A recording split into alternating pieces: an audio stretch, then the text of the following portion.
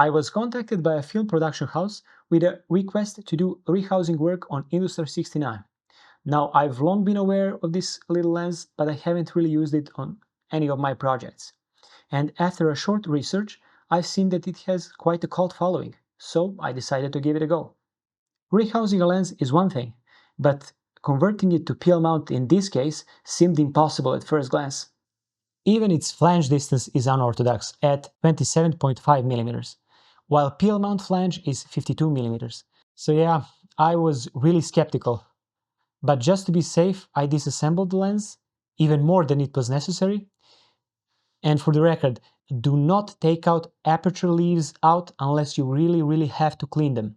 In my case, they fell out by accident and it was pure hell putting them back together.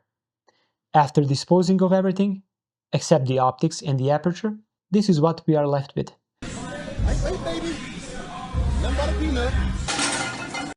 This is where it all started to seem plausible. And to check it, I made a PL mount adapter with a custom screw thread to see if I can reach infinity. And quite unexpectedly, I got it. Who would have thought? Next step was, of course, designing my own helicoid, which could fit into a PL cavity. And of course, I've had more than a few iterations. I had to play with thread dimensions, pitch, and locking mechanism. By the pure clunk and haphazard nature of it, you can see that I designed this myself. This was the original drawing made in Microsoft Paint, as is tradition. And here is how it works. You just pressure fit the lens here, put it on the camera, and voila! It works like a charm. Printing threads is always a time-consuming process, but for this, it only took me 4 tries. This black gooey substance here is LM47 grease. And now, enough lollygagging. Let's go outside and test it out. Here we are. First, we're gonna start with infinity focus. This is all wide open at f2.8, by the way. This was focus pulling with focus motors, to and fro, a couple of times.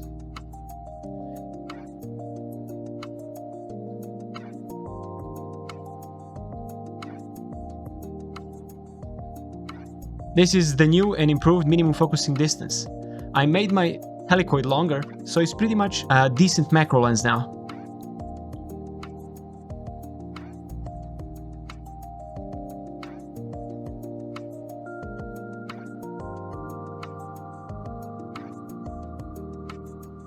And here we are, to infinity and beyond.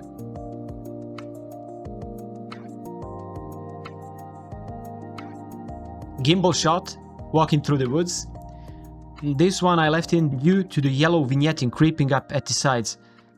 This is due to my filament color choice, shitty yellow. I didn't want to, but that was the last remaining roll in my 3D printer, so this one turned out nice, I'd say. Nice and smooth focus pulling. And here's a bit of the same. Do note that all this blooming is lens doing its biz. None of it was added in post. In case you were wondering, I have it mounted on my GH6. Why? Well, because it's a half format lens, meaning it doesn't even cover APS-C, let alone full frame sensor size. And even though this is my greatest achievement in lens mechanics, there's still work to do. I have to cram in aperture control here somehow. You see this little knob here? Yep, that's aperture control. I just know it's gonna be super problematic to reach.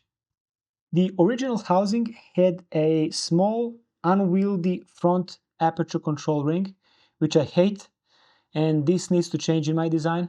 I'd like to make it bigger, wider, and positioned behind focus ring, so a more traditional design. How I'm gonna achieve it, I have no idea as of yet, but I gotta make it better. This little bastard is nasty. See you next time. See you next time, beauties. See you next time, my beauties.